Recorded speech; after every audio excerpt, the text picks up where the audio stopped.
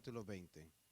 Importante que no olvidemos que estamos leyendo el libro de los Hechos de los Apóstoles y de que el escritor es Lucas. Es una continuación del Evangelio de Lucas, escrito a Teófilo, un religioso, un saduceo, el sumo sacerdote alrededor del año 40 después de Cristo, con el propósito de informarle cómo comenzó este movimiento de los discípulos que estaban siguiendo a Jesucristo de Nazaret, y el propósito del libro es de mostrarle a él el cumplimiento de varios pasajes, de varios profetas, cumplimiento de las escrituras, mostrarle a él que lo que estaba sucediendo y lo que está presenciando y mirando es lo que los profetas habían hablado, es lo que David había hablado, es lo que Moisés había hablado.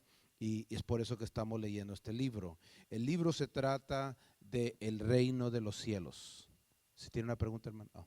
Se trata del reino de los cielos. Jesucristo vino, Jesús es el Mesías, es la palabra de Dios manifestada en carne, es el comienzo del reino.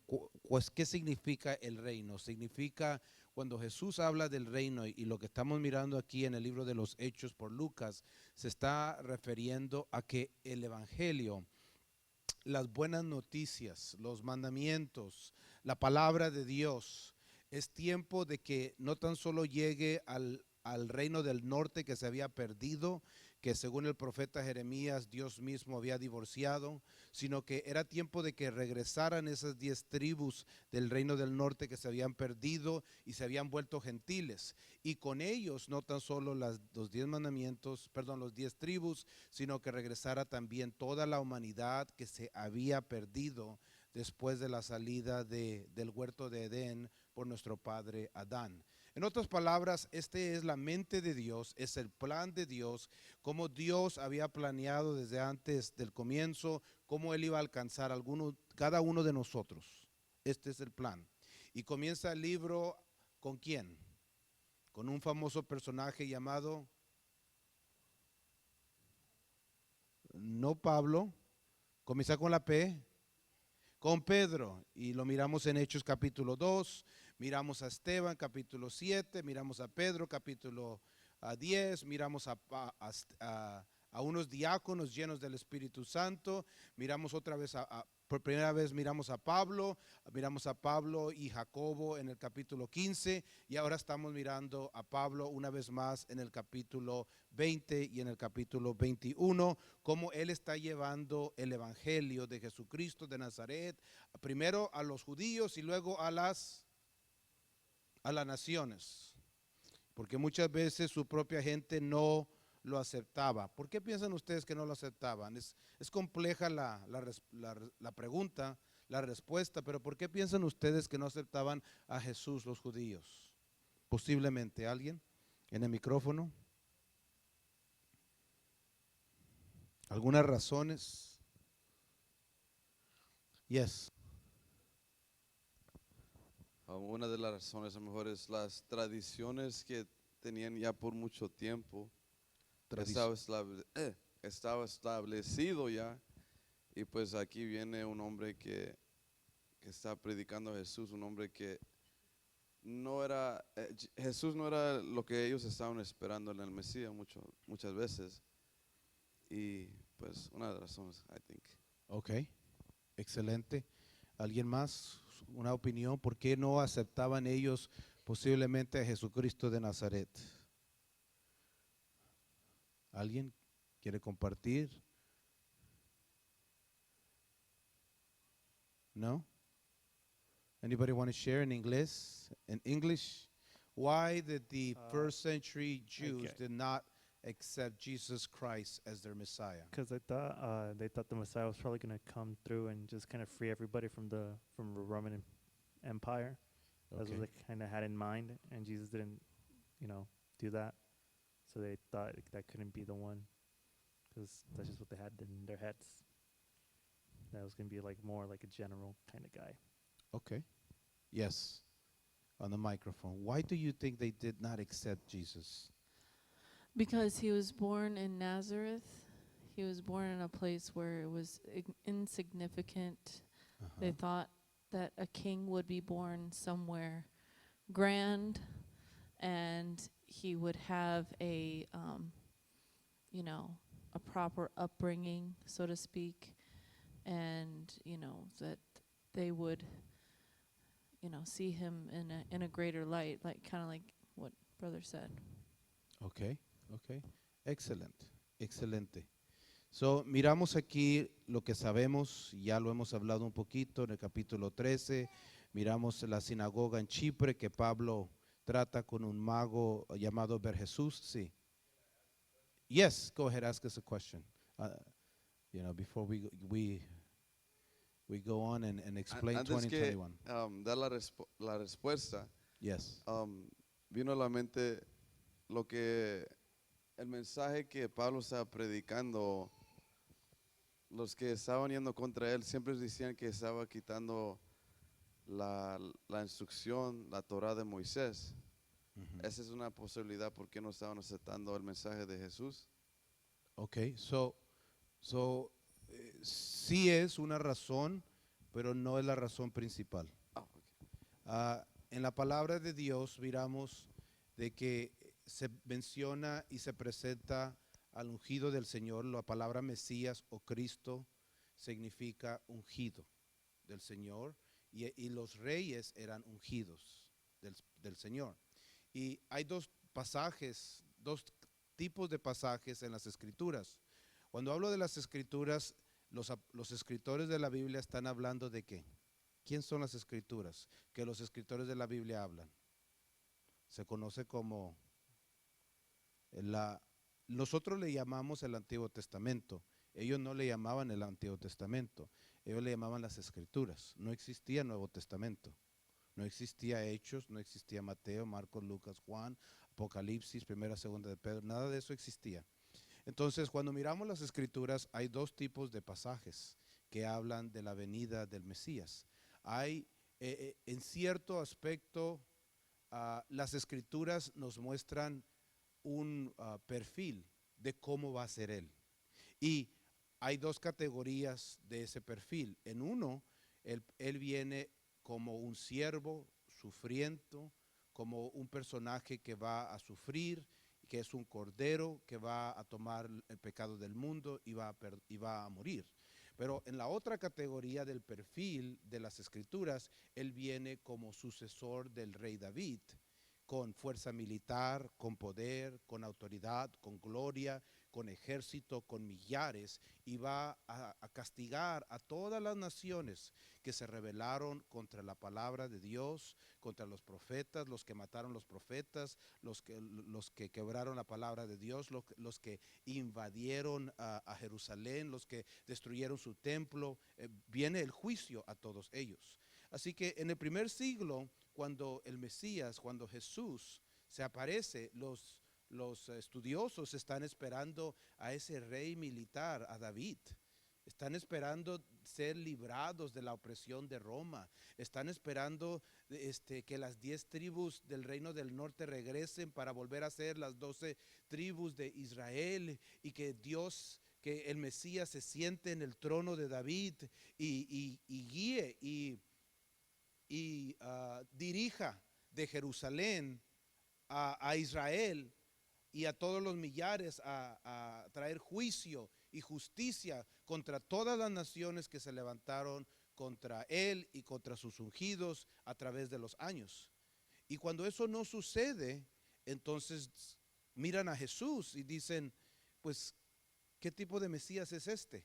Estamos esperando un rey. Estamos esperando un capitán, un general de 5 estrellas militar que va a traer unificación a Israel, que va a poner a Israel, la nación, como un superpoder en el mundo.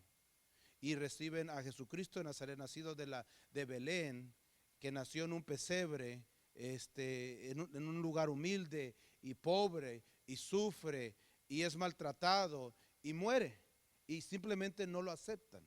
Es una de las razones por la cual no lo aceptan. Pero es erróneo pensar, y yo sé que nosotros lo hemos escuchado, pensar que los judíos no aceptaron a Jesús. Eso no dice el libro de los Hechos. Cuando usted ha leído y a través del libro de los Hechos, estamos en el capítulo 20 y 21, muchos judíos, muchos fariseos, muchas sectas, incluso el libro está escrito a un saduceo llamado Teófilo, mucha gente judía aceptó a Jesús. Muchos. En el capítulo 15 miramos de que hasta se peleaban con Pablo, fariseo contra fariseo. Muchos judíos sí aceptaron a Jesús. Lo que pasa es de que a través del tiempo nos hemos enfocado en los que no han aceptado. Pero muchos sí aceptaron al Señor Jesucristo y fueron bautizados en el nombre de Jesús en Hechos 2:38 y se arrepintieron y fueron llenos del Espíritu Santo y regresaron a practicar los mandamientos como Jesús les enseñó que los practicaran. Eso no es la misma historia nos testifica que por siglos después de que Jesús murió, muchos judíos practicaron la palabra de Dios y se extendió la palabra aún a los gentiles. Comenzó los mandamientos, la santidad, llegar a la vida de los gentiles, hasta como alrededor del siglo IV aproximadamente. Mucha gente sí aceptó a Jesús. Esa es la razón posiblemente principal por la cual no aceptaron. En el libro de los Hechos miramos de que hay hombres que son llenos del Espíritu Santo, dice Lucas, como el diácono Esteban, en el capítulo 7. Y hay un grupo que no los quieren, que no quieren a Esteban, que no aceptan a Jesús. Un grupo pequeño, no es todos los judíos, es un grupo pequeño. Y no hayan cómo deshacerse de Esteban, no hayan cómo deshacerse de Pedro, no hayan cómo deshacerse de Pablo. Así que comienzan ellos le pagan a gente y comienzan ellos a acusarlos de que no practican la palabra de Dios. En otras palabras, tratar de desacreditarlos. Porque si a Santiago le levantaron falso testimonio, dijeron de que no practicaba ¿qué? Nosotros le llamamos santidad hoy en día. No practica santidad. Si ustedes miran a una persona aquí arriba que predica con mucha unción y mucho poder y miran que no practica santidad, ¿ustedes van a creer? No, ¿por qué? No practica lo que predica y la palabra es de santidad. ¿Me entiende? Imagínese que un pastor aquí, imagínese un hombre aquí, un pastor con pelo largo, hasta el piso, cuando la Biblia dice que es indecoroso que el hombre se deje crecer el pelo así y con una falda y con uñas pintadas. Ustedes van a y comienza a hablar en lenguas y comienza a hacer milagros. ¿Ustedes qué van a pensar? ¿Van a creerle? ¿Van a seguirlo? No, ¿por qué? Porque lo que dice y lo que hace no concuerda. Eso es lo que un grupo de judíos trataron de hacer con el diácono Esteban. Lo acusaron falsamente y dijeron, no practica en hebreo la Torá o los mandamientos o santidad, no practica lo que está escrito por Moisés, no practica la palabra de Dios. Entonces la gente comenzó a cuestionar a Esteban y comenzaron a tacharlo para cancelar el mensaje de lo que él estaba tratando de hablar, que es que Jesús es el Mesías, el Cristo, el que estábamos esperando. Ahora lo mismo está sucediendo aquí en Pablo en el capítulo 21.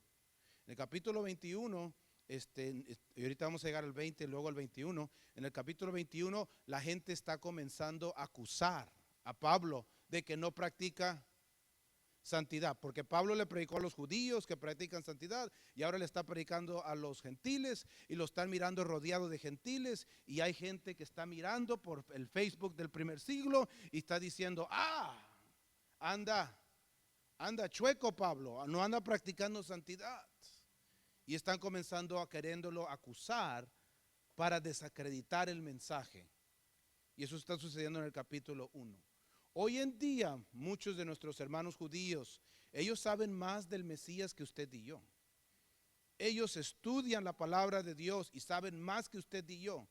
La diferencia entre ellos y nosotros es de que nosotros le llamamos Jesús al Mesías y ellos todavía lo están esperando.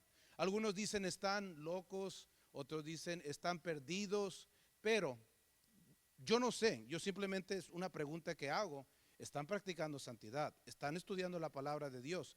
Y hay una profecía en el libro de Zacarías que dice que cuando el Señor regrese y lo miren, lo mirarán y llorarán como aquella mujer que llora por su hijo muerto. Dice en inglés, and they will look at me and they will cry as a woman sees her dead child. Estoy parafraseando. So, es muy posible que ellos van a entender y aceptar a Jesús cuando lo miren con gloria y poder y regresar. Pero ¿están practicando ellos santidad? ¿Están bautizados en el nombre de Jesús? Todavía no. ¿Están arrepentidos? Muchos sí. ¿Están llenos del Espíritu Santo? Muchos sí. Yo he conocido pastores y misioneros que están predicando y levantando congregaciones hoy en Jerusalén. La pregunta es, ¿por qué ellos no nos aceptan el mensaje que nosotros tenemos para ellos, que Jesús es el Mesías? Y les voy a decir por qué, y les va a doler. Les va a doler, pero es la verdad. Y la razón que ellos no aceptan es por la Iglesia Católica. Hay dos cosas que nosotros hacemos en esta parte del mundo. Ellos piensan que todos somos iguales. Hay dos cosas. En primer lugar, ellos creen que todo el mundo cree en la Trinidad. Eso es como ellos miran a los cristianos en Norteamérica. Y no es verdad, nosotros no creemos en ninguna Trinidad. Pero ellos no saben eso. Ellos no aceptan la Trinidad. La Trinidad para ellos es pagana. Rompe el primer mandamiento. No tendrás dioses ajenos delante de mí, porque yo soy Jehová tu Dios, que saqué de Egipto, Dios fuerte y celoso. Fácil, tachado. Y la segunda, esta va a doler más. La Iglesia Católica nos enseñó de que la santidad no era importante. De que lo único que tú necesitabas es tener fe. Esto nos enseñó Martín Lutero, el sacerdote católico que comenzó la reforma alrededor del siglo XVI y el siglo XVII, y comenzó todas las dominaciones que hay hoy en día: bautistas, anabautistas, metodistas, pentecostales, todo mundo. Él predicó, Martín Lutero predicó, lo único que tú no tienes que tener es creer. Pero una fe sin obras es muerta. Entonces, los judíos nos miran a nosotros que no practicamos santidad. No practicamos los mandamientos. No practicamos lo que ellos llaman en hebreo la Torah. No practicamos las partes que se pueden practicar. No se pueden practicar todas. La mayoría de los mandamientos tienen que ver con el templo. Y no hay templos, o no se pueden practicar. Pero hay partes que sí se pueden practicar. ¿Por qué la mujer, por qué enseñamos que la mujer no debe de vestirse como hombre, que debe de usar falda? ¿Por qué? ¿Dónde está eso en la Biblia? Deuteronomio es parte de la Torah, es parte de los mandamientos. Capítulo 22, el verso 4, el verso 6, porque eso es abominación a Jehová. Si miran como si estamos practicando la parte que podemos practicar. No la estamos practicando para salvación. Ellos nunca la han practicado para salvación. Había un grupo que la practicaba para salvación, pero eso es algo aparte.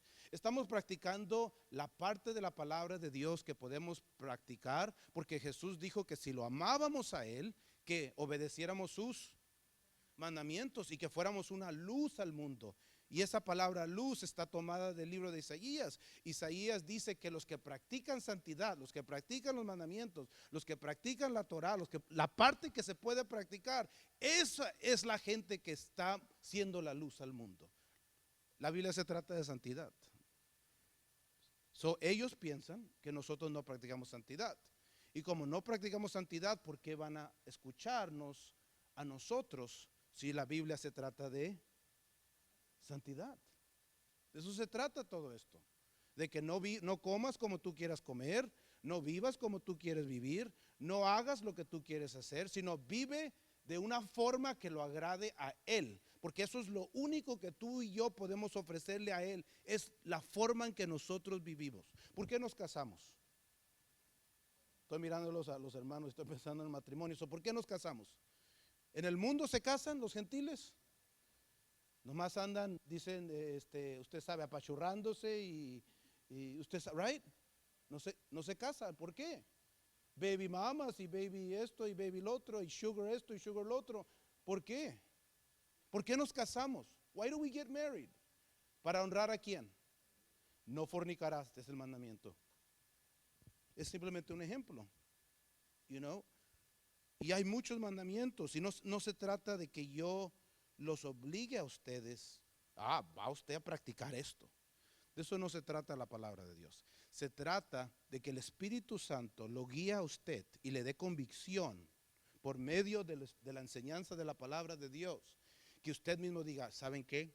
Yo voy a comenzar a vestirme de esta forma porque es lo que dice la palabra de Dios. No por mi pastor, no por la iglesia, no por el tipo de persona que soy, sino porque la palabra lo dice. Voy a comer de esta forma porque así comía Jesús. Voy a vivir de esta forma porque de esta forma vivía Jesús. ¿Puedo cumplir todo? No, no se trata de cumplir todo. Se trata de querer cumplir todo. Eso se llama amor. Eso se llama temor a Jehová. Eso se llama sabiduría. De eso se trata el libro de Proverbios. Esa es la sabiduría que viene de los Dios. De eso se trata el discipulado, ser estudiante de la palabra de Dios. Y cuando ellos, los judíos, hablan con nosotros, miran a gente que carga Biblias por 20 años, escuchan prédicas, van a conferencias y no saben nada. Eso es lo que miran. No hablo de esta iglesia, hablo generalmente. Yo tengo 30 y tantos años, voy a cumplir 32 años viviendo para el Señor. ¿Cuántas prédicas piensa usted que yo he escuchado? ¿Cuántas conferencias cree usted que yo he ido? ¿Cuántas lenguas cree usted que yo he hablado? ¿Cuántas Biblias cree usted que yo he comprado? Pero no se trata de eso, se trata de cuánto sé, lo que sé de la palabra.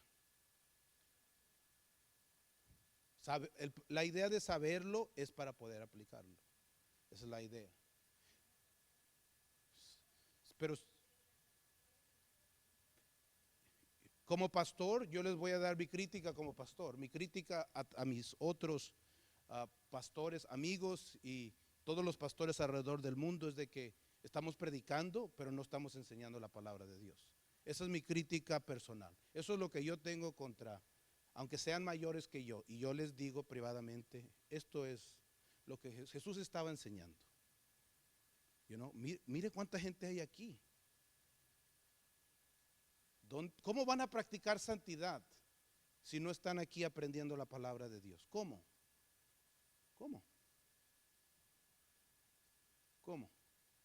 Yo escuché miles de prédicas del hermano Elías Limones, no me acuerdo de ninguna.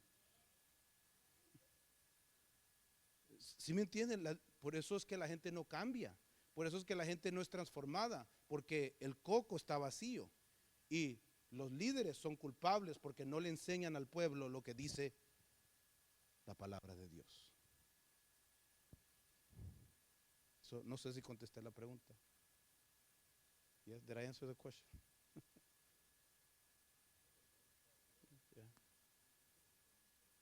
Yeah. Y es lo que estamos tratando de cambiar en Tabernáculo de Vida Nuevo Comienzo. Mire, estamos tratando de ser estudiantes de la palabra. Yo no lo puedo obligar a usted a ser estudiante. Yo no puedo obligarlo a usted a practicar santidad. Si no se sube al altar, yo no lo voy a obligar a usted.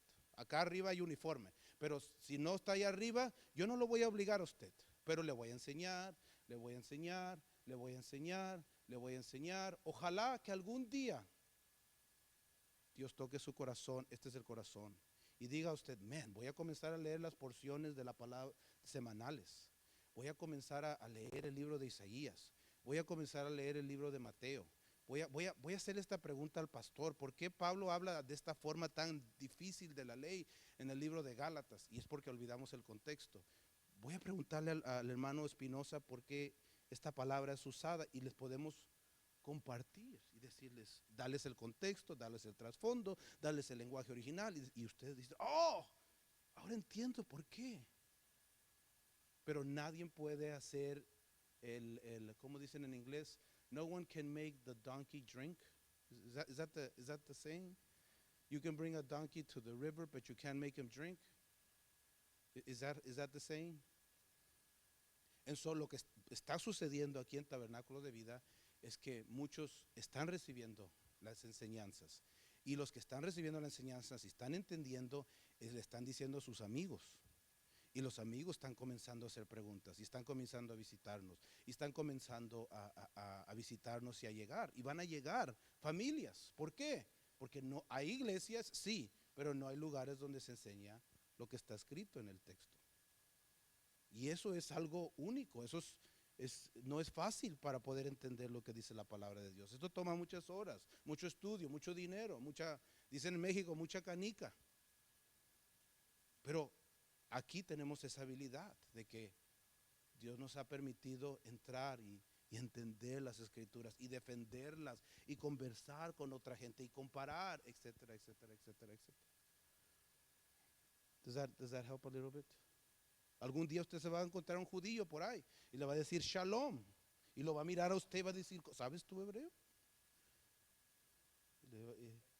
Y le va a decir a usted Yeshua HaMashiach y le va a decir, Jesús es el Mesías, ¿cómo es? Explícame eso. Y a lo mejor usted se lo va a explicar y le va a decir, bueno, mira, resucitó a los muertos aquí, aquí, aquí, aquí. No iba a resucitar el Mesías, dijo Moisés, dijo los profetas. ¿Me entiende? A lo mejor usted va a tener esa conversación un día. Regresando. Lo que sabemos, ya hablamos de lo que sabemos. Aquí hablamos y podemos mirar el lugar donde se encontraba Pablo. Pablo se dirigía en el capítulo 21 a Jerusalén, pero en el capítulo 20 estaba aproximadamente en esta parte de aquí. En Licia, Éfeso, en esta parte se encontraba Pablo y se estaba comenzando a ir a Jerusalén. Para que tengan una idea dónde andaba Pablo viajando en esta última porción del libro de los Hechos. Todos estos puntos que usted mida aquí son el libro de los Hechos. Mire Troas, mire Tarsis, aquí donde el Señor se le apareció. Aquí está Antioquía, donde le mencionaron que eran, en español se traduce como cristianos por primera vez, pero en hebreo les llamaron mesiánicos por primera vez. Aquí es diferentes lugares. Aquí está Éfeso, donde pastorearía Timoteo por un buen tiempo, y luego Pedro, si no mal me equivoco. Aquí está Troas, aquí está Tesalónica, donde él iba a escribir 2 cartas. Una de las cartas habla de la venida del Señor, ¿se acuerdan? Que vendrá en la noche, sonará la trompeta como arcángel de Dios, en un abrir y cerrar seremos transformados. ¿Sí se acuerdan esa porción? Bueno, aquí este es el lugar donde se estaba dirigiendo esa parte. Aquí está Barea, donde se encontró aquellos grupos de personas que escucharon el mensaje, pero se comenzaron a estudiar las escrituras para confirmar lo que él estaba diciendo. Se dieron cuenta de que era verdad y creyeron. Los de Barea, ¿sí se acuerdan? ¿Se acuerdan de ellos? En el libro de los Hechos. ¿Por qué se estaba dirigiendo, piensan ustedes, ahora Pablo a Jerusalén, cuando tanta gente le estaba diciendo de que si iba a Jerusalén, iba posiblemente a ser capturado y quizás a morir? ¿Qué hay en la vida de Pablo que lo llevaba a Jerusalén en esta parte de su vida, piensan ustedes? ¿Por qué estaba terco Pablo de ir a Jerusalén?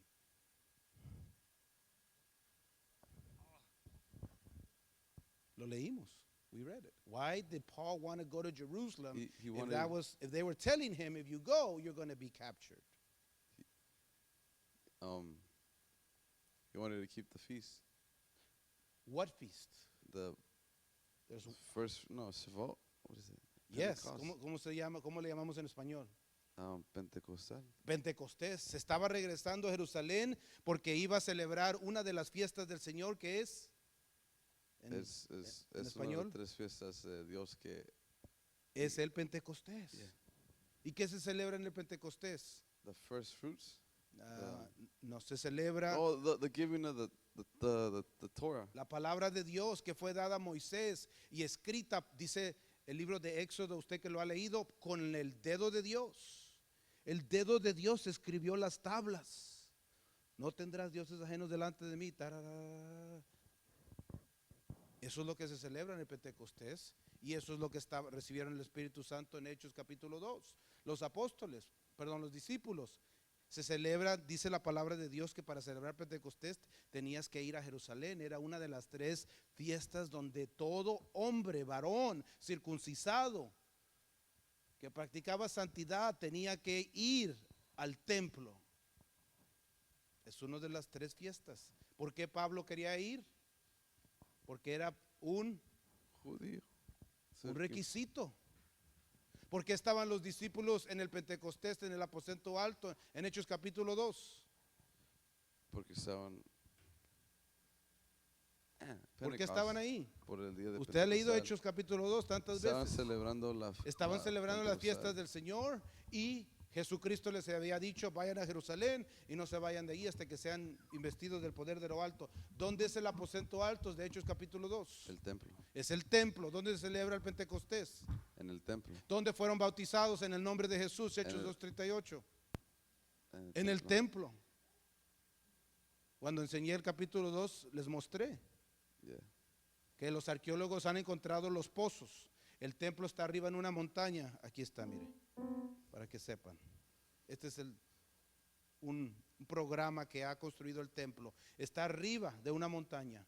Y bajaban la montaña los arqueólogos y encontraron los pozos donde Pedro y los discípulos bautizaron a 3,000 personas. Do you have time for a question? 2 minutes for questions and we're going to have to stop. Okay. So at the beginning, when Paul is going to Pentecost, to Jerusalem, he said, "This is my purpose to go to Jerusalem." But then the portion said that everywhere he went, the Holy Ghost told him not to go. The Yes. brothers told him not to go. The Holy Ghost was telling him, he who goes to if you go to Jerusalem, Wait. you're going to be Yeah, but before that, they said Tied. the Holy Ghost, the Ruach HaKodesh, told him not to go. So maybe I misread it. I might have to go back and look at it. But that's what I understood it said. Before you answer that question, let me go look at it real quick. I don't think the Holy Ghost could have told him something that contradicts the Well, word of that's God. I It has to must- be in alignment. Yeah. Okay. So, I'm going to go back and read it. absolutely. So, para que usted entienda por qué él va a ir para allá. Él estaba cegado, enamorado de Jesús, a tal punto de que él lo único que quería era obedecer la palabra de Dios. Todo en la vida era insignificante. Y eso es lo que pasa cuando uno estudia la palabra de Dios y uno tiene un encuentro con Jesús y uno comienza a oír su voz. Yo tengo más de 30 años caminando con el Señor y se los digo, porque todo lo que está allá afuera pierde sentido, pierde valor, pierde significado. Ir de vacaciones, sí voy de vacaciones por mis hijos, por mi esposa, para salir de la rutina, pero no tiene mucho valor eso. No tiene el mismo valor que tenía cuando era más joven y no conocía la palabra de Dios. El hermano Fernando me dijo hace tiempo atrás, dijo, una de las razones que decidí quedarme en Houston, en esta iglesia, es porque aquí enseñan la palabra de Dios y eso no lo he encontrado fácilmente. No es lo que me dijiste. Es una de las razones, no la única, pero una de las razones. Porque te enamoras y cuando te enamoras, ¿qué quieres hacer cuando estás enamorado? Nomás quieres estar ahí, agarrándole la mano a Jesús, abrazando a Jesús, platicando con Jesús. Quieres vestir para agradarlo a Él, quieres comer para agradarlo a Él. Estás cegado en ese amor. Y eso es ese es el anhelo que queremos transmitirle a la gente que llega por ahí y a nuestros hijos que están naciendo y creciendo, que se enamoren de la palabra de Jesús. No sé si eso ayuda un poquito. No todo el mundo está enamorado aquí. Hay gente que está peleado con Jesús. Hay gente que está pasando por rebeldía. Hay gente desobediente. Hay gente que está viviendo 2 vidas. Pero hay gente que está enamorada. Hay gente que está queriendo verlo. Hay gente que está esperando la muerte, que no hay nada más. Y han visto tanto que lo único que queda es eso. That's it. That's it. Ahora en COVID, yo le dije a mi esposa, yo estoy listo ya. Yo sé que nos acabamos de casar, pero si es nuestro tiempo, I'm ready. I'm ready. Yo pensé, dije, bueno, maybe I'm going to die in COVID. I got COVID like 5 times. I don't have a vaccine. I don't have a booster. I don't have nothing. I didn't cover my face. I didn't stop visiting people. I didn't stop praying for people. I didn't stop having church. I'm ready to go. If COVID is going to take me, I'm ready. You know, because life has no more value. There's nothing that life can offer me that can compare to the moments and the understanding that I have of Jesus. Am I perfect? No, no, no. No one is perfect. We're still flesh. We're still human. We still struggle with, ungodly desires, with worldly desires. All of us. Doesn't matter who you are. But I'm trying to tell you, share with you what happens when you start to understand the Word of God. Does that make sense? Why do you think the Jews go outside the temple? You know, there's a wall. There's a wall in the temple that survived. Have you heard of this wall? The wall of lamentation. Have you seen them on TV? Why do you think they go there? And they put their talit. And they have their seats, which represents holiness, represents the commandments of God. And they have the little box that Brother Spinoza was talking about that represents the Word of God written on your forehead. And they go there.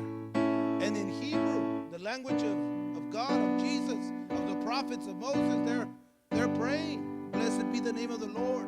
Baruch Hashem Adonai. Baruch Hashem Adonai.